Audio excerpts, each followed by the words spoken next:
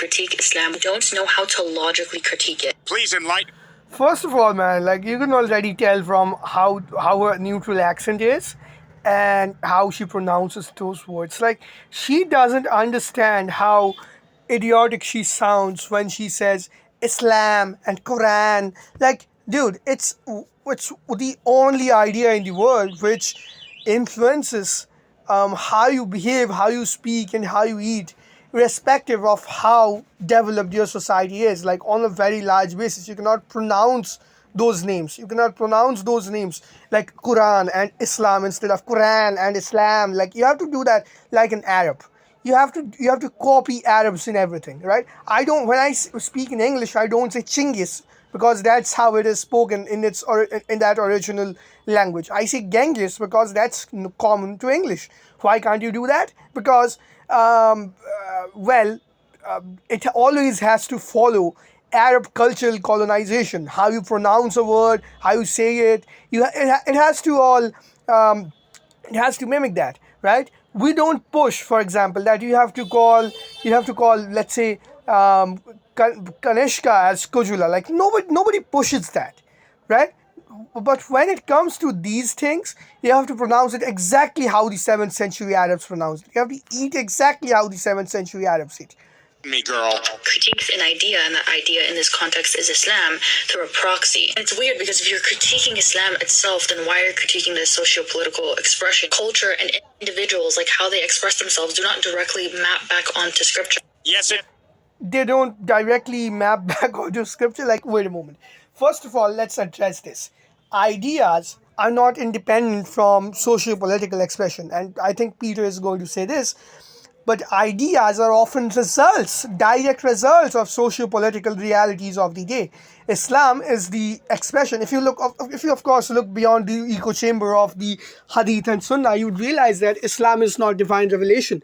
It is, and of course, I'm going to get to this later. Why these people like straight up ignore that. When you look past these stories of divinity, that's all it is. It's an idea which arose in the 7th century because the Byzantine Empire was weakening. It was an idea which arose then because the Romans and Byzantines were always trying to shove a dildo up each other's asses every chance they got. It was a time when the major Indian empire fell, right? The Chinese were divided. You have all of these events going on one by one. Right, the Turkic Empire had broken up.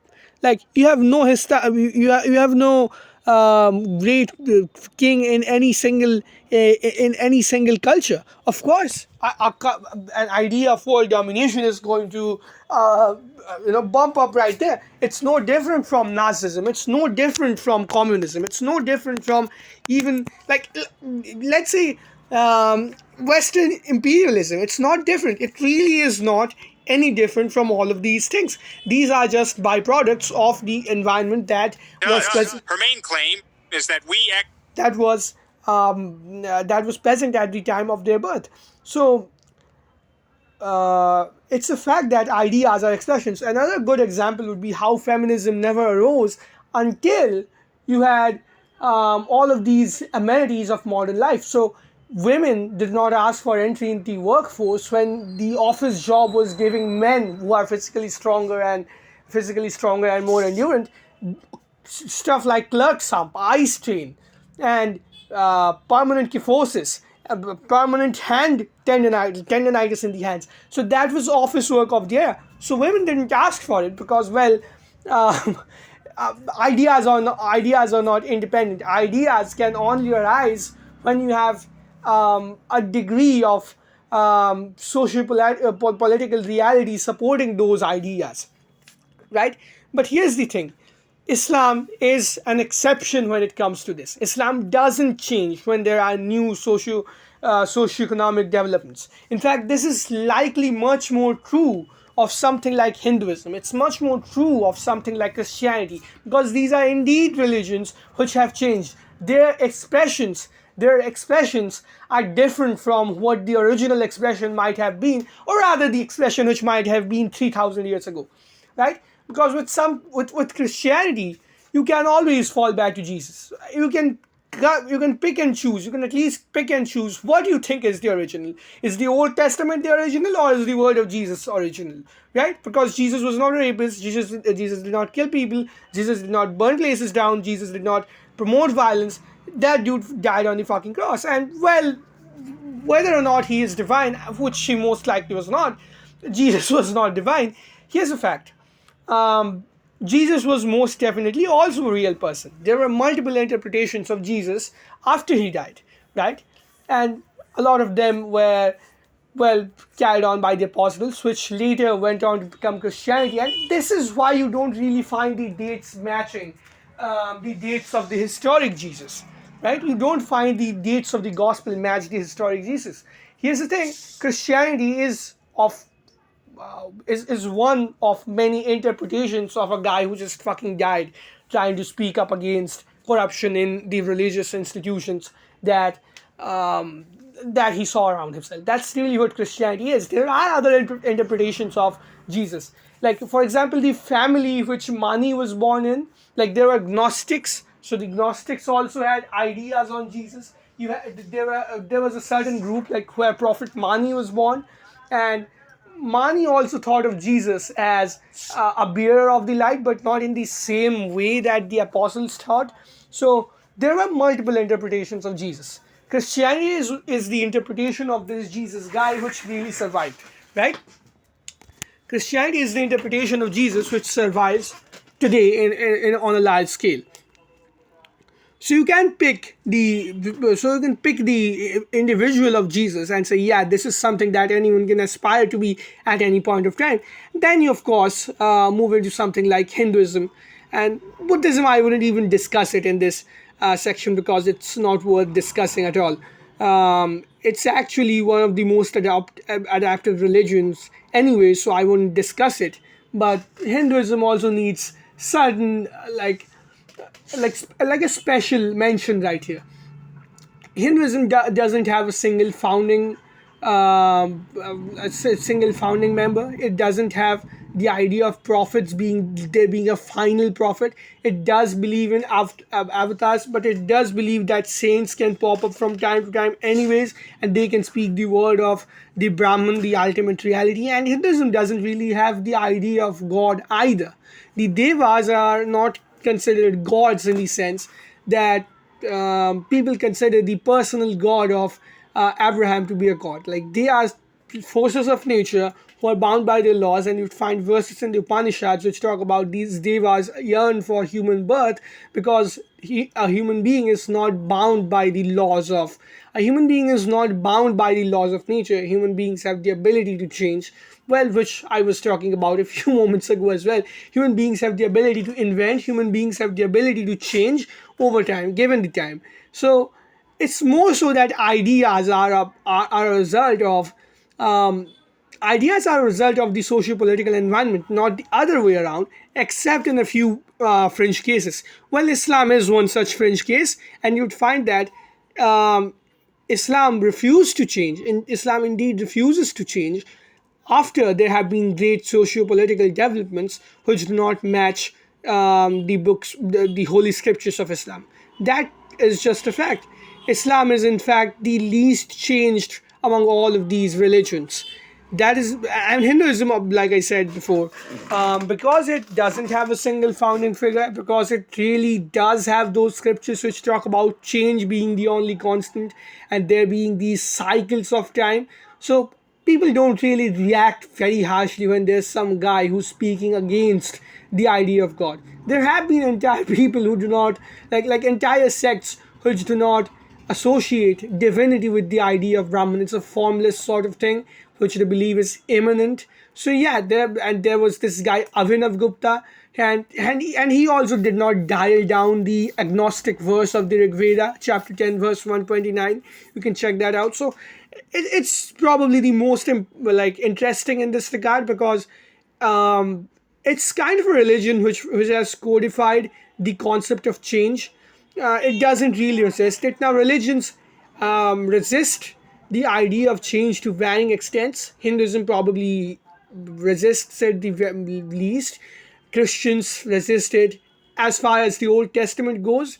And well, Islam is a completely different case altogether. We can all agree on this. Islam is a completely different case. Islam is the is a fringe example of an idea explicitly controlling what is going to happen and what is not going to happen. For example, the printing press is invented. Which group of people do you see banning the printing press with a fatwa? You see Muslims. The Muslims were the people who banned the Islam, who banned the Muslims from using the printing press. It was the Islamic ulema who did that. It's fundamentally resisting change, like much more compared to any other religion. They want you to. The majority of. Case Islam, law, Sharia, and ideology. There may be more, but these are the core ingredients. This whole "it's just culture" line crumbles the moment you look at Muslim majority societies before and after Islamization. They're radically different. The very culture we're critiquing was shaped by the spread of Islam. Coincidence? No. Yeah, and because Islam has explicit dictats which says that Islam has explicit dictats which say that there should be no changes in the religion, and this is, you can expect this. You can expect this from a so-called prophet who was actually just a warlord. He wanted people to be to remain under him, below him, and below the control, like under the control of his descendants. So of course he said that there should be no change in this religion, right? When you see something like Christianity, when you see even like something like Hinduism, there is no agenda of control. Yes, there are stories of like things like Ram and Krishna, but these guys, yes, they're kings or they're like ministers, something like that. They're incarnations of God, but they are really, in most cases, opposing what is wrong for its time. They don't have an agenda of forming a caliphate. They are not military leaders in the same sense, and of course they are mythological figures. And there has been a long-standing consensus that these guys are just bullshit and they did not exist within the Hindu doctrine, and that they are just stories that are supposed to get the point across, following the ideas of kingship and all of that. It's called Kshatriya Dharma, if I recall correctly, or Raj Dharma. So yeah, that's it. But with Islam, you actually have a person, and you not only have a real person, which of course Christianity also does, but you have a person who is actively seeking to form an empire. So when you have to form an empire, it's important that you act like a king, right? When you are a king, your means of governance are your taxing system, right? Your means of governance is your economy, right? So you have to control that. That's one thing. But when your means of governance is religion, you have to stop people from thinking differently altogether. This is where Islam is indeed different from any other religion, because it's an empire. It's an empire which was based on religion. It's not a religion which was later accepted by empires. It's an empire in the garb of a religion. That's what it is. And an empire requires empire requires loyalty. An empire requires loyalty to its, just like an ordinary empire requires loyalty to its land, not really anything more. And you can protest about its social and cultural norms all you want.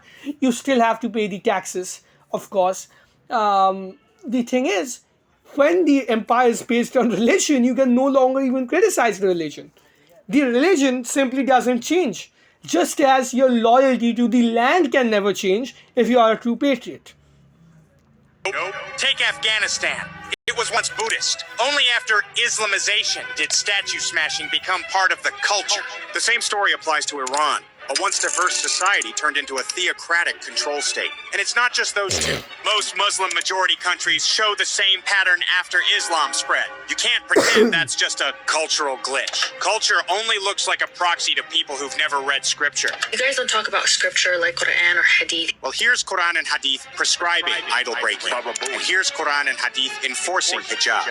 Next. You don't talk about interpretive tradition. When you say interpretive tradition, I bet you mean the modern whitewashed ones. The ones that claim Islam is inherently feminist or all about peace. I don't care about those. I only take classical interpretations seriously and the ones untouched by modernity or Western PR campaigns. By the way, it's not my personal preference. It's scripturally grounded. Yeah, The Prophet exactly, said, exactly. The best of my You Ummah would would barely find anything like this in something like, let's say, Hinduism. You would probably find verses questioning God in the Rig Veda as well. be those of the generation nearest to mine, then those nearest to them, then those nearest to them. Like it questions the all-knowing nature of God as well. So yes, I only accept interpretations that align with the actions and expressions of those early generations, not the sugar-coated modern reinterpretations. And you don't talk about axioms. You don't talk about epistemology. Oh, of course. I was expecting this. I was expecting her to pull out the epistemology. Like, they'd be like, oh, you ask people to place humanity above religion. You ask people to place country above religion. But what is your definition? Where do you derive the meaning of this? Where do you derive the meaning of this? How is it objectively true? How do you know your 7th century guy who said that he split the moon is objectively true? Like, because some guy who put another guy in place in the 9th century said that the other guy who claims something to, like, he claims to have heard something from a companion of this guy who lived 2 centuries prior is trusted. Like, it makes no sense.